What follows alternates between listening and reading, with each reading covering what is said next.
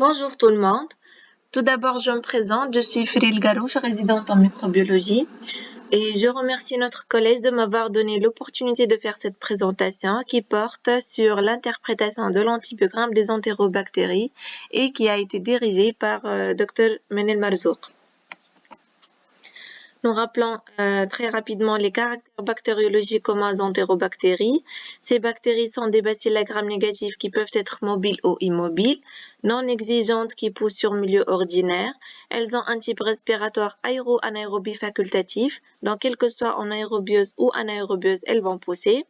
Ces entérobactéries fermentent le glucose, réduisent les nitrates en nitrites, elles sont oxydases négatifs. Donc, on passe à la première question qui porte sur les résistances naturelles des entérobactéries. Et parmi ces antibiotiques, les entérobactéries sont naturellement résistantes aux antibiotiques suivants, sauf aux glycopeptides, aux quinolones de première génération, à la pénicilline G, à la pénicilline M ou aux macrolides. Donc, la bonne réponse, c'est aux quinolones de première génération. En effet, les entérobactéries ont des résistances naturelles en rapport avec, entre autres, la structure de leurs parois et de l'imperméabilité de leurs lipopolysaccharides, ce qui fait que ces entérobactéries sont résistantes à certaines bêta-lactamines hydrophobes comme la pénicilline G, V et M, aussi les antibiotiques de haut poids moléculaire comme les macrolides, les lyncosamides, les streptogramines et les kétolides, aussi les glycopeptides et l'acide fusidique est généralement n'est testé que pour les staphylocoques. Donc déjà d'emblée, ces antibiotiques ne sont pas inclus dans l'antibiogramme des bacilles à gram négatifs du fait de leur résistance naturelle. Les antibiotiques à tester comme d'habitude, on a la liste à suivre selon CASFM CAS. On commence tout de suite par les entérobactéries et les bêta-lactamines. Et concernant les entérobactéries et leur résistance naturelle aux bêta-lactamines, toutes les entérobactéries du groupe 3 sont résistantes aux céphalosporines deuxième génération. Il existe 4 groupes de classification des entérobactéries selon leur résistance aux bêta-lactamines. Proteus vulgaris appartient au groupe 5, Shigella appartient au groupe 0, Salmonella appartient au groupe 4. Donc, bien évidemment, Proteus vulgaris appartient au groupe 5. En effet, les entérobactéries sont regroupées en 7 groupes selon leur phénotype de résistance aux bêta-lactamines. Donc, on a du groupe 0 au groupe 6 qu'on va les voir une par une. Commençons par le groupe 0 qui ne présente aucune bêta-lactamase. Donc, il est sensible à toutes les bêta-lactamines, à savoir Proteus mirabilis. Et j'insiste bien sur l'espèce mirabilis parce qu'on va avoir après d'autres espèces de Proteus ainsi que les salmonelles. Pour le groupe 1, qui est représenté par Escherichia coli et Shigella, qui est phénotypiquement non distinguable par le groupe 0, il est aussi sensible à toutes les bêta-lactamines, sauf que pour le groupe 1, il produit une céphalosporinase chromosomique de bas niveau, non inductible et réprimée, et si elle est déréprimée, elle se manifeste par une résistance à la moxicilline acide clair et aux céphalosporines de première génération, mais le plus souvent, on a une sensibilité bêta-lactamine des souches de Escherichia coli Shigella, et là, on parle de phénotype sauvage. Pour le groupe 2, il comprend le genre Klebsiella Citrobacter kozeri. Elle produit une pénicillinase chromosomique de bas niveau qui va toucher l'amoxicilline, la ticarcilline et la pépéracilline.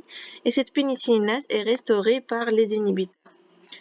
Là, je vous montre cet antibiogramme d'une souche d'Enterobacter cloacae et je vous laisse quelques secondes pour voir l'antibiogramme avant de passer au quiz.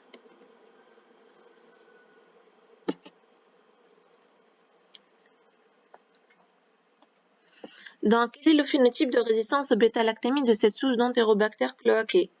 Il s'agit d'une céphalosporinase chromosomique, d'une pénicillinase de bas niveau, d'une furoximase, d'une pénicillinase de haut niveau ou d'une céphalosporinase hyperproduite. Donc, il s'agit bel et bien d'une céphalosporinase chromosomique. Et en effet, l'Enterobacter cloacae appartient au groupe 3, ainsi que Enterobacter aerogenes, Serratia marcescens, Citrobacter frondi, Morganella morgani Et ce groupe des entérobactéries induit une céphalosporinase chromosomique de bas niveau qui s'exprime par une résistance à l'amoxicilline, aux inhibiteurs de bêta-lactamase et aux céphalosporines de première génération ainsi qu'aux deuxième génération selon le sous-groupe. En effet, selon le sous-groupe, savoir Providencia, Ruggieri et Stoacchi qui sont sensibles aussi bien aux céphalosporines de deuxième génération qu'à la céphoxytine. Par contre, le genre Enterobacter Citrobacter fronzi sont plus résistantes aux céphamycines qu'aux céphalosporines de deuxième génération, contrairement à Serratia marcescens et Morganella morgani qui sont plus résistantes aux céphalosporines de deuxième génération qu'à la céphamycine. Et cette céphalosporinase chromosomique du groupe 3 est inductible par certains antibiotiques, sauf l'acide clavulanique, la céphoxytine, la piperacilline ou les l'imipenem.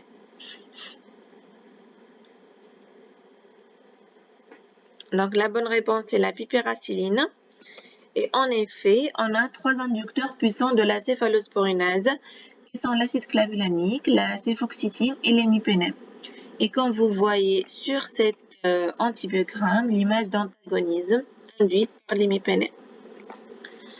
Pour le groupe 4, c'est un phénotype de résistance naturelle constitutif de 2 bêta-lactamases visualisé chez l'espèce Yersinia enterolytica qui exprime à la fois une céphalosporinase inductible qu'une pénicillinase de bas niveau. Donc vous avez la résistance à l'amoxicilline acide clavulanique, la ticarciline, aux céphalosporines de première génération.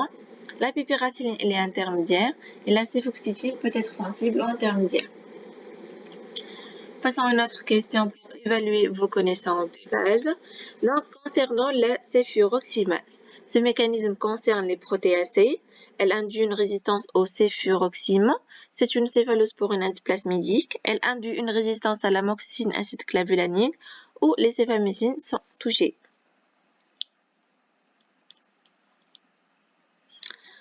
Donc, comme son nom l'indique, elle induit une résistance au céfuroxime.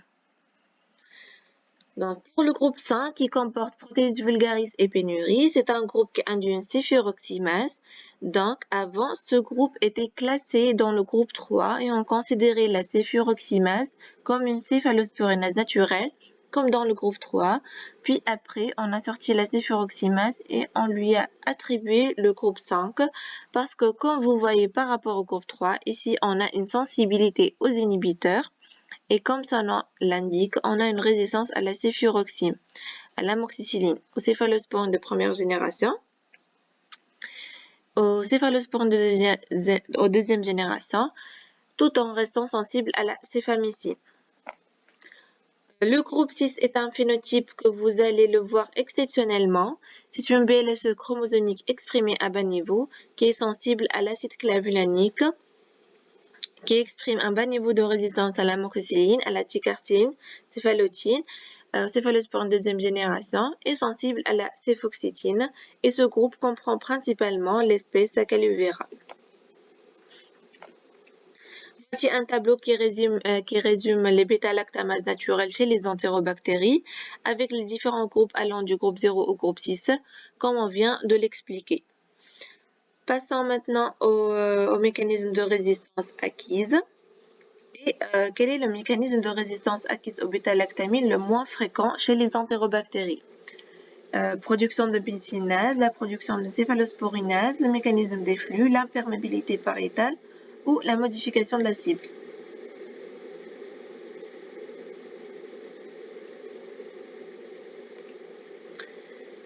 Donc, effectivement, le mécanisme le moins fréquent est la modification de la cible. En effet, on a 4 mécanismes de résistance acquise des entérobactéries au bêta-lactamine. En tête de liste, c'est l'inactivation enzymatique par les bêta-lactamases, à savoir les pénicillinases, les céphalosporinases, les bêta-lactamases à spectre étendu. Le deuxième mécanisme est l'imperméabilité pariétale, qui est également assez fréquent. On peut retrouver également le mécanisme de résistance à type des flux. La modification de la cible représente un mécanisme de résistance, mais qui demeure exceptionnel chez les entérobactéries par rapport au bêta-lactamine. Un petit rappel sur les bêta-lactamases. Comme vous le savez, ce sont des enzymes qui vont hydrolyser le noyau bêta-lactam. On peut avoir des bêta-lactamases chromosomiques ou plasmidiques et on ne cesse de voir de nouvelles bêta-lactamases.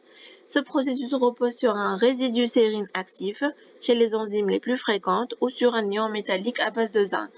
Donc, dans les deux cas, l'inactivation des bêta-lactamines est due à l'ouverture du cycle bêta-lactam au niveau de la liaison amide, selon une réaction d'hydrolyse suite à l'activation d'une molécule d'eau. La diversité des bêta-lactamases a entraîné de nombreuses tentatives de classification. La plus utilisée est la classification d'Ambler, qui est basée sur la séquence primaire en acides aminés d'éléments conservés du site actif. La classification d'Ambler définit 4 classes d'enzymes désignées de A à Z. Les protéines de classe A, C et D sont les enzymes acérines actives et les enzymes de classe B correspondent à une métalloenzyme à zinc. Ceci est l'évolution de résistance acquise par rapport aux bêta-lactamines chez les entérobactéries. Dans les années 50, on a découvert les aminopénicillines. C'est là qu'on a commencé à voir les bêta-lactamases et les céphalosporines inductibles. Par la suite, dans les années 60, on a découvert les céphalosporines de troisième génération. Et tout de suite, on a détecté des céphalosporines hyperprodites et les BLSE. Lorsqu'on a trouvé les inhibiteurs de bêta-lactamase comme l'acide clavier et le tazobactam, on a commencé à voir les bêta-lactamases de type tri, la thymosinine résistante aux inhibiteurs. Et quand on a découvert les carbapénèmes, quelques années après, on a malheureusement de plus en plus de souches productrices de carbapénémase.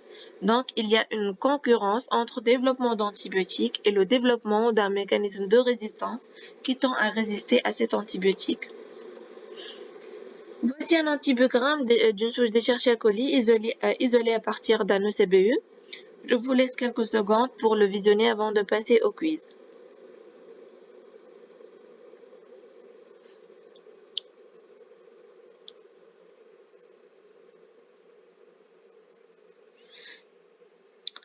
Donc, concernant cet antibiogramme, quel est le phénotype le plus probable? L'antibiogramme est correct. La pénicillinase acquise de haut niveau, pénicillinase TEM résistant aux inhibiteurs, phénotype sauvage, pénicillinase acquise de bas niveau.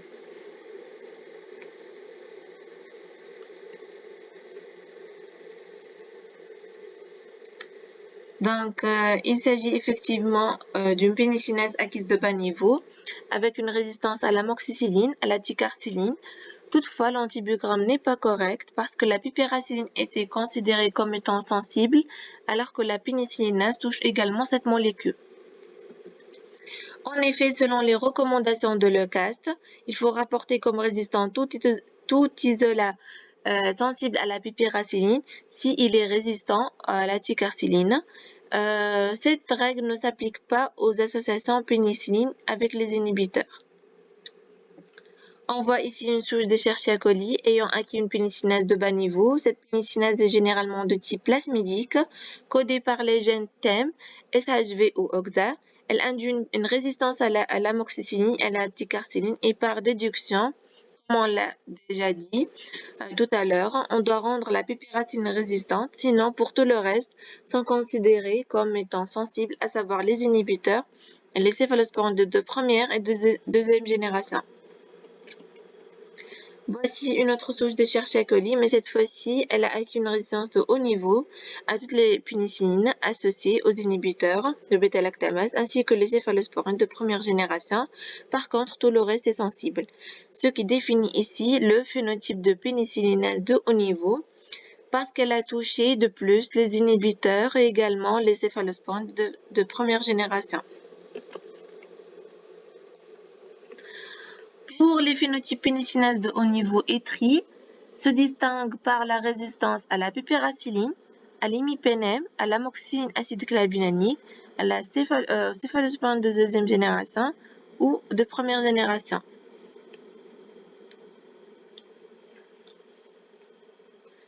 Donc, la bonne réponse, c'est aux céphalosporines de première génération.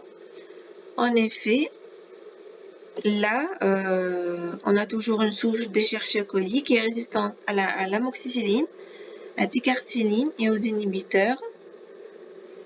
Par contre, les céphalosporines de première génération sont épargnées.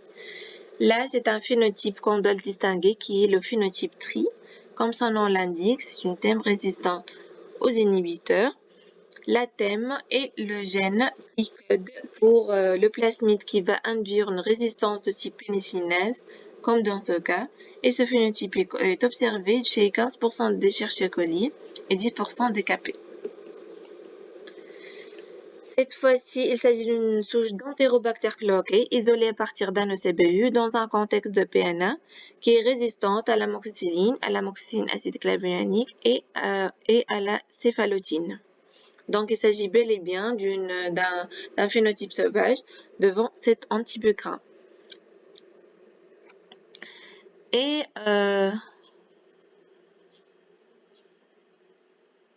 devant cet antibiogramme, la patiente a été traitée par des céphalosporines troisième génération en association avec les aminosides, sans amélioration clinique. Un deuxième ECBU au cours de son traitement s'est révélé positif aussi à Enterobacter cloacae. Et là, je vous montre l'antibiogramme de notre souche.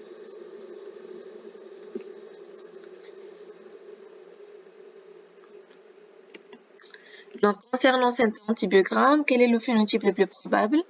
C'est d'une céphalosporinase hyperproduit, d'une pénicillinase tri, phénotype sauvage, pénicillinase acquise de bas niveau ou d'une pénicillinase acquise de haut niveau.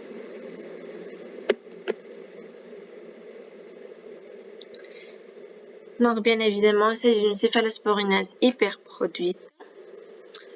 Et nous vous rappelons que pour le traitement des entérobactéries du groupe 3, même en cas de sensibilité aux céphalosporines de troisième génération, il est déconseillé de traiter par une monothérapie à base de céphalosporines de troisième génération ou même en association avec les aminosides parce que cela risque de conduire à un échec thérapeutique par la sélection de mutants résistants, comme le cas de notre patiente. Il est plutôt préconisé d'associer les céphalosporines de troisième génération au fluoroquinolone afin d'éviter cette sélection de mutants de céphalosporinase hyperproduite ou d'emblée préconiser les céphalosporines de quatrième génération comme la cefepime et cefpiram qui ne sont pas hydrolysées par les céphalosporinases quel que soit leur niveau de production. Et dans quel que soit le groupe d'entérobactéries, quand il s'agit d'une céphalosporinase hyperproduite, on garde une sensibilité aux céphalosporines de quatrième génération.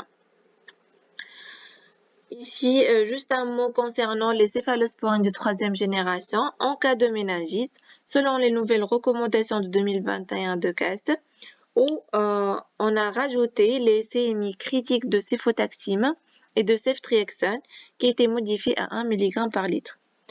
Pour le Ceviderocol, pour lequel on préconise de mesurer la CMI par microdilution en milieu liquide dans un bouillon de MH déplété en fer, vu que c'est un nouveau antibiotique sidérophile. Voici notre souche d'Escherichia coli isolée à partir d'un abcès hépatique. Je vous laisse quelques secondes pour visionner l'antibiogramme avant de passer au quiz.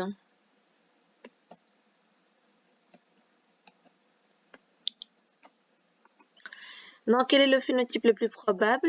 C'est une bêta-lactamase à spectre étendu, une pénicillinase acquise de haut niveau, un phénotype sauvage, une céphalosporinase hyperproduite ou une carbapénémase. Donc, il s'agit d'une bêta-lactamase à spectre étendu. Et le phénotype bêta-lactamase à spectre étendu est un mécanisme plasmidique qui résulte d'une ou plusieurs mutations qui ont abouti à une ou plusieurs modifications nucléotidiques dans certaines positions du gène de structure des enzymes plasmidiques de type TEM ou SHV, ce qui a alors modifié la structure tertiaire de la protéine permettant alors la fixation des céphalosporines de troisième génération et par conséquent leur hydrolyse, d'où phénotypiquement on a une résistance à toutes les bêta-lactamies, y compris les céphalosporines de quatrième génération, tout en gardant une sensibilité aux céphamycines et au carbapénèmes. Ce mécanisme est réversible in vitro par l'acide clavulanique, d'où on a une image de synergie entre les céphalosporins de troisième génération et l'acide clavulanique. Donc, on voit bien l'image de synergie en bouchon de champagne qui résulte entre l'amoxicilline acide clave qui contient un inhibiteur, la ticarcine acide clavulanique aussi, et une céphalosporine de troisième génération ou de quatrième génération. Concernant l'association amoxicilline acide clavulanique, dans notre cas, d'Escherichia coli BLSE dans un abcès hépatique, la CMI doit obligatoirement être réalisée par microdilution.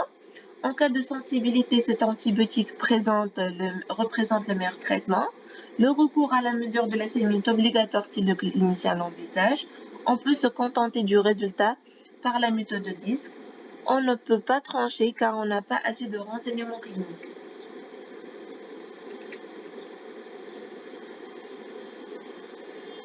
Donc la bonne réponse, c'est le recours à la mesure de la CMI est obligatoire si le clinicien l'envisage. Et selon les recommandations de l'OCAT, l'interprétation de l'amoxicilline acide clavulanique dépend du site de l'infection. S'il s'agit d'infection du tractus urinaire, si l'amoxicilline acide clave est sensible, donc on le garde sensible. Par contre, si on a l'amoxicilline acide clavulanique dans une infection autre que le tractus urinaire, on doit mesurer la CMI de l'association retenue en cas d'utilisation thérapeutique. Aussi, il faut savoir, en cas de BLSE, si vous avez une céphalosporine de troisième génération sensible, vous rapportez comme tel, donc, de lecture interprétative vis-à-vis les céphalosporines de troisième génération. Maintenant, concernant les bêta-lactamases à spectre étendu et céphalosporines hyperproduites, les céphalosporines de quatrième génération sont touchées si céphalosporines hyperproduites. Les céphalmécines sont touchées si BLSE. Une image de synergie entre les inhibiteurs et les céphalosporines de troisième génération s'observe si céphalosporines hyperproduites. Le groupe 2 des entérobactéries est le plus fréquemment touché par les céphalosporines hyperproduites. Le milieu MH additionné de gloxacilline permet de réprimer les céphalosporines hyperproduites.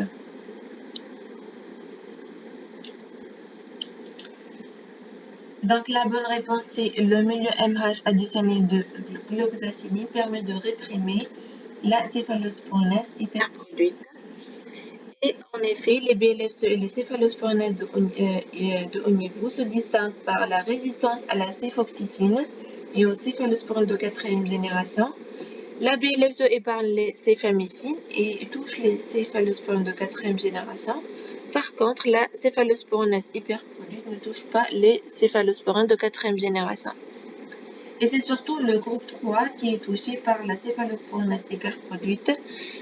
C'est la BLSE qui induit, dans les meilleurs des cas, une image de synergie en bouchon de champagne entre les inhibiteurs et les céphalosporines. Donc, comment on détecte phénotypiquement une BLSE? Alors, pour détecter une BLSE et faire la distinction entre les deux mécanismes, on a recours à des méthodes qualitatives et quantitatives. Dans les méthodes qualitatives, on fait le test de synergie. Soit on va rapprocher les disques d'amoxicilline acide clavulanique et les céphalosporines de troisième génération à 20 mm au lieu de 30. Soit on va les éloigner, on va éloigner les disques à 40 voire 45 mm s'il s'agit des protéacées qui sont intrinsèquement très sensibles au bêta-lactamine. Aussi, comme méthode qualitative, on a le test à la gloxacilline. C'est un milieu Muller-Hinton auquel on va rajouter 250 mg de gloxacilline et ont pour but d'inhiber la céphalosporinase. Ainsi, on a les méthodes quantitatives. C'est ce qu'on appelle les disques combinés qui contiennent les céphalosporines de troisième génération combinées à l'acide clavulanique. Et on va voir si on a une augmentation de diamètre de 5 mm de diamètre avec l'association et c'est en faveur d'une BLSE. Aussi, on a les bandelettes qui contiennent aussi des céphalosporines troisième génération et des céphalosporines de troisième génération avec inhibiteurs. Et là, on va avoir une diminution de 3 dilutions de la CNI de ces céphalosporines mesurées en présence de l'acide clavulanique. Revenons à notre souche de Escherichia coli qui a une résistance à la céfotaxime et un diamètre intermédiaire à la ceftazidime. Donc, selon cet antibiogramme, il s'agit probablement de quel type de BLSE? Une céfotaximase SHV2, une oxacylinase, une céfotaximase de type CTXM, une ceftazidimase ou une céfotaximase TEM3. Donc la bonne réponse c'est qu'il s'agit d'une céfotaximase de type CTXM. En effet, on a plusieurs types de BLSE, de la classe D, codée par le gène OXA, et de la classe A qui code pour les gènes TEM, SHV, CTXM, GOS. Les BLSE de type TEM, SHV et OXA dérivent par mutation ponctuelle des bêta-lactamases plasmidiques à spectre étendu. Ces BLSE ont une expression phénotypique variable selon leur différence d'hydrolyse des céphalosporines de troisième génération. En effet, on a les céfotaximases qui ont un niveau de résistance équivalent à la ceftazidime et au céfotaxime, codé par les gènes TEM3-SHB2. La ceftazidimase qui s'exprime par un plus haut niveau de résistance à la ceftazidime qu'au céfotaxime, codé par les gènes TEM5, TEM24, SHV4, SHV5. Et la céfotaximase type TXM exprime un plus haut niveau de résistance au céfotaxime qu'à la ceftazidime. Passons maintenant à un autre antibiogramme, mais cette fois-ci, il s'agit d'une souche de KP isolée à partir d'un prélèvement distal protégé chez une patiente hospitalisée en réanimation. Je vous laisse quelques secondes pour voir l'antibiogramme avant de passer au quiz.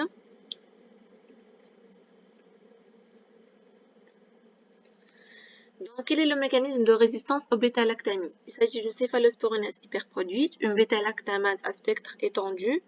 Je ne sais pas, il me faut des tests complémentaires. Il s'agit d'une imperméabilité ou d'une carbapénémase.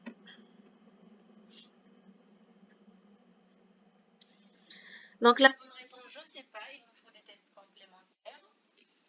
Et en effet, on ne peut pas trancher parce qu'il y a plusieurs mécanismes qui peuvent être en rapport avec une résistance des entérobactéries au carbapénème.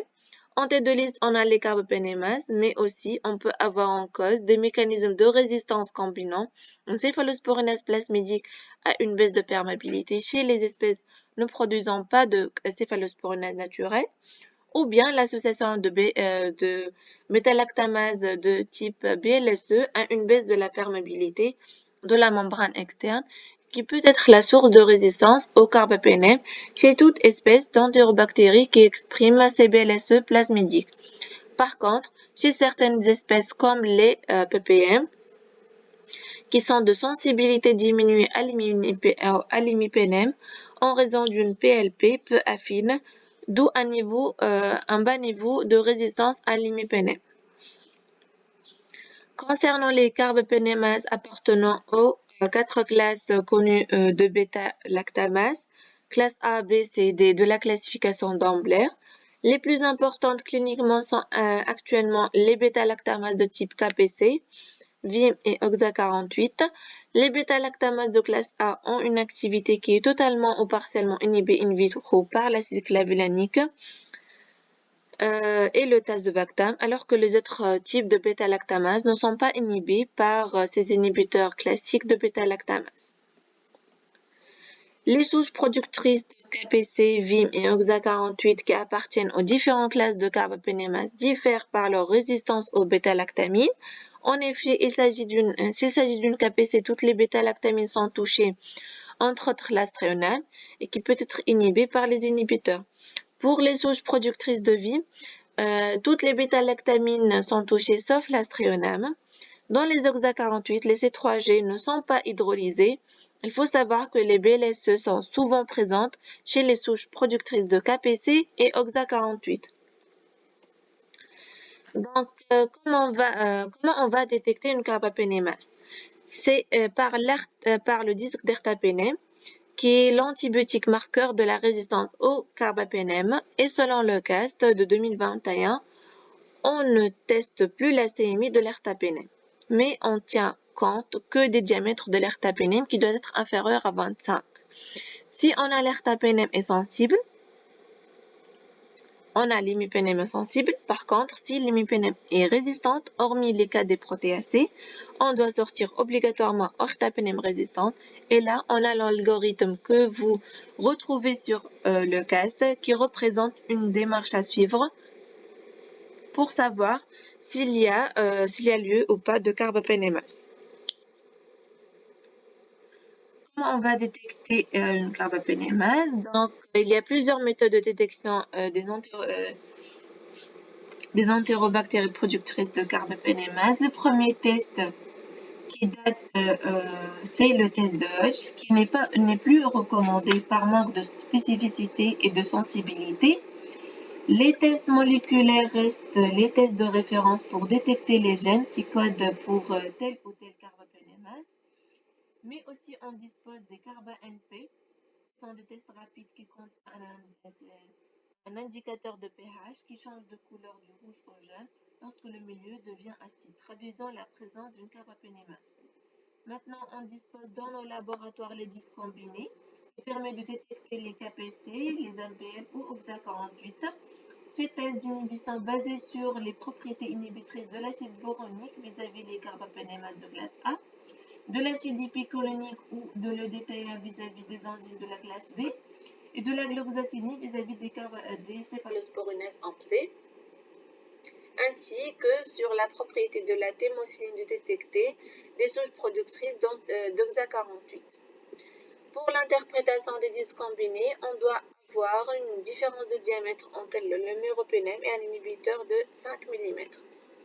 Notre patiente, chez qui on a détecté une carbapénémase, on a complété par les disques combinés. On a eu une restauration de diamètre avec l'acide dipicolonique. Donc, quel est le type de carbapénémase le plus probablement présent chez notre patient? Métallobêta-lactamase associée à une oxa48, métallobêta-lactamase ou une oxa48, une KPC ou aucun mécanisme.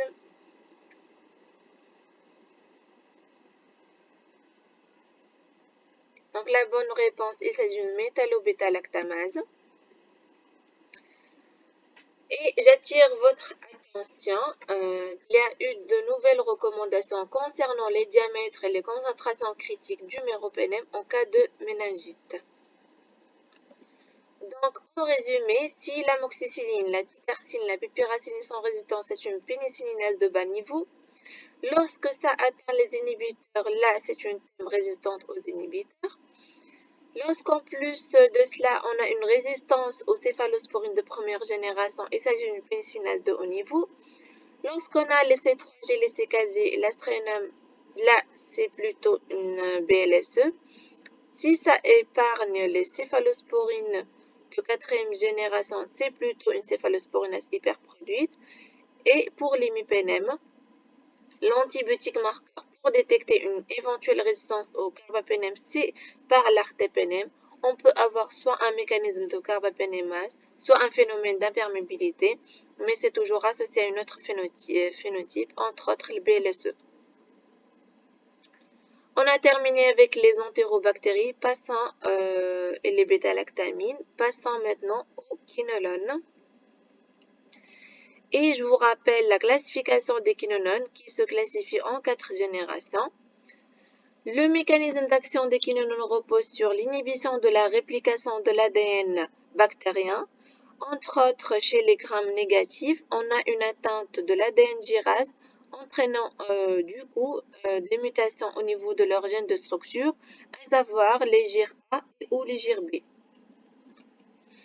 Nous avons isolé une souche d'Escherichia coli qui était sensible à la cipro. Donc, comment vous allez interpréter les autres fluoroquinones?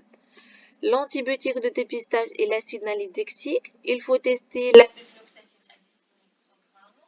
Il faut rendre sensible à toutes les autres fluoroquinolones. Dans tous les cas, la ciprofloxacine ne répond à aucune autre fluoroquinolone. Il faut tester les autres fluoroquinolones séparément. Donc la bonne réponse, il faut tester les autres fluoroquinolones séparément. En effet, les recommandations de l'OCAS de 2020 concernant l'interprétation des fluoroquinolones ont changé. On ne dispose plus ni de diamètre ni de concentration critique au niveau de l'acide clavulanique. Et selon l'OCAS de 2021, on va voir comment interpréter les fluoroquinolones. En effet, à l'exception du genre Salmonelle, toute souche d'entérobactéries catégorisée résistante à la ciprofloxacine, elle doit être également catégorisée résistante vis-à-vis de toutes les autres fluoroquinolones. Pour les souches non résistantes à la cipro, les autres fluoroquinolones doivent être testées séparément en raison de différences d'activité intrinsèques. Pour ceci, on doit tester la peflofloxacine, qui est l'antibiotique de dépistage de bas niveau de résistance aux fluoroquinolones pour certaines souches qui sont les Escherichia coli, Klebsiella pneumoniae et Shigella spp. Donc, pour les Escherichia coli, KP, Shigella, on teste la peflofloxacine chargée à 5 microgrammes comme antibiotique de dépistage.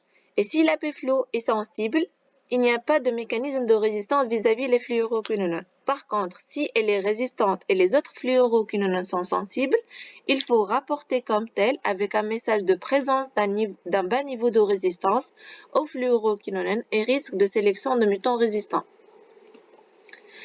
Donc, concernant les salmonelles et les fluoroquinolones, si la souche est résistante à la cipro, elle est donc résistante aux autres fluoroquinolones. L'étude de la sensibilité à la cipro se fait par méthode de disque s'il s'agit d'une infection non entérique. En cas de résistance à la peflo, rentre R à la cipro s'il s'agit d'une infection entérique. Si infection non entérique, l'activité des fluoroquinolones est testée par la mesure de la CMI de la peflo. Si infection non entérique, l'activité des fluoroquinolones est testée par la mesure de la CMI de la cipro.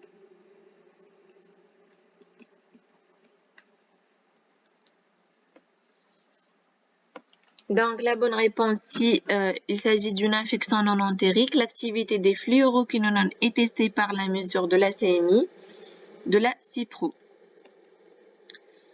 Donc, l'interprétation de la cipro diffère pour les salmonelles. En effet, elle diffère selon le site de l'infection. Donc, s'il s'agit d'une infection entérique, on teste la ciprofloxacine soit par la méthode de disque ou par CMI. S'il s'agit d'une infection non entérique, pour interpréter la cipro, on doit utiliser soit la CMI de la cipro, soit par le disque de pefloxacine chargé à 5 microgrammes. Et dans les deux cas, si la cipro est résistante, on doit tester les autres fluoroquinolones et sortir un message de risque potentiel d'échec clinique lié à l'utilisation des fluoroquinolones. On va dépister la pefloxacine chargée à 5 microgrammes et si vous trouvez le diamètre autour du disque de peflo est supérieur ou égal à 24 mm, les souches de salmonella peuvent être catégorisées sensibles à deux standards pour la ciprofloxacine, quel que soit leur site d'isolement. Mais si le diamètre autour du disque de peflo est inférieur à 24 mm, les souches de salmonella peuvent être catégorisées résistantes à la ciprofloxacine uniquement s'il s'agit d'une infection non entérique. Passons maintenant aux aminosides. En ce qui concerne le mécanisme d'action des aminosides, il se fait au niveau de la sous-unité 30S du ribosome bactérien, dont la fixation inhibe la synthèse protéique. Les aminosides sont des antibiotiques concentration dépendants, donc l'augmentation de la concentration s'accompagne d'un accroissement de la bactéricidie. Pour la résistance aux aminosides, le mécanisme le plus fréquent est une inactivation enzymatique régie par trois classes d'enzymes, la phosphotransférase, la nucléotidyltransférase et l'acétyltransférase. la bactérie est capable de venir modifier le groupement OH et NH2 en y transférant les radicaux et cela empêche la modification, empêche la molécule d'aminoside d'être active. Voilà une souche de Serratia isolée d'une hémoculture et le profil de résistance aux aminosides sur l'antibiogramme montre une kanamycine résistante, dobra résistante, amikacine intermédiaire et Genta sensible. Donc, quel est le phénotype de résistance aux aminosides vis-à-vis Serratia mercuscens? Dobra sensible, amikacine sensible, Genta sensible.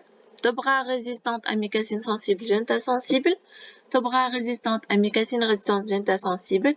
Dobra résistante, amikacine résistante, Genta résistante. Ou Dobra sensible, amikacine résistante, Genta sensible.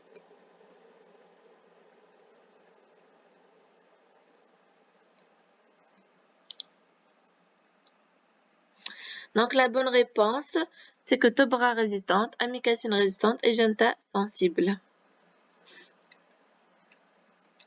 Donc on rappelle que chez Serratia mercuscens, Dobra et amikacine sont résistantes naturellement. Pour Providencia Duarty, la gentamycine et la tobramycine sont résistants naturellement. Et pour le genre des Salmonella, on doit rendre résistants tous les aminosides testés selon les nouvelles recommandations. Il faut savoir les phénotypes improbables chez les entérobactéries, c'est le phénotype T, c'est-à-dire Dobra résistante, Genta et amikacine sensible, et phénotype A où l'amicacine est résistante et Genta et Dobra sensible.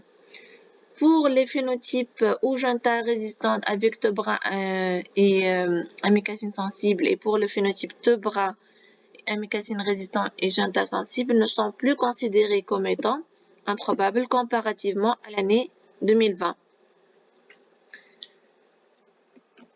Et si on a ces phénotypes improbables, on doit vérifier notre identification ainsi que l'antibiogramme. Passons aux autres antibiotiques.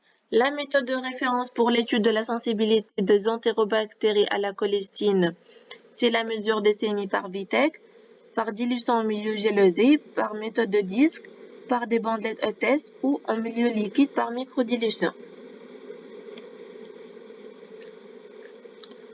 La bonne réponse, c'est la mesure de CMI en milieu liquide par microdilution. En effet, il est recommandé actuellement de mesurer la CMI de la colistine en milieu liquide par microdilution. Par rapport à la tigecycline, comme vous le savez, pour les protéacées, elle a une résistance naturelle aux tétracyclines, ce qui induit une résistance par rapport à la tigecycline. Selon le CAST, les diamètres critiques sont validés uniquement pour E. coli. Pour les autres entérobactéries, on doit mesurer la tigecycline par CMI. Notre question, quel est l'antibiotique à tester qu'en cas d'infection urinaire basse? La ciprofloxacine, la tigecycline, le cotrimoxazole, phosphomycine ou nitrofurantoïne. Donc la bonne réponse est la nitrofurantoïne. Et si on a une infection urinaire basse, les antibiotiques à tester sont la phosphomycine orale, la nitrofurantoïne, la nitroxoline, la trimethoprim. Et pour la phosphomycine, c'est un antibiotique qui peut acquérir une résistance qui est homogène, donc on ne peut pas avoir une population hétérogène par rapport à la phospho. Donc si on a une décolonies dans la zone d'inhibition, il ne faut pas en tenir compte et sortir et lire le diamètre externe, et cette interprétation est valable pour l'association phosphomycine-trométamol. Ce qui est nouveau dans le cas 2021, il recommande comme méthode de référence pour tester la phospho orale la mesure de CMI par dilution en milieu liquide, plutôt en milieu gélosé en présence de 25 mg par litre de glucose 6-phosphate. Pour trimethoprim, si on a une double zone tout autour du disque, S'il y a un voile ou une culture fine, on ne tient pas compte. Par contre, si on a une double zone, on va mesurer la zone d'inhibition interne. Ainsi, les souches isolées d'infections urinaires catégorisées sensibles au trimethoprim doivent être catégorisées sensibles à l'association trimethoprim-sulfamétazole, mais ceci n'est plus mentionné dans le cas 2021 et on dispose seulement d'une interprétation de trimethoprim seul quand il s'agit d'une infection urinaire non compliquée seulement. Et merci pour votre attention.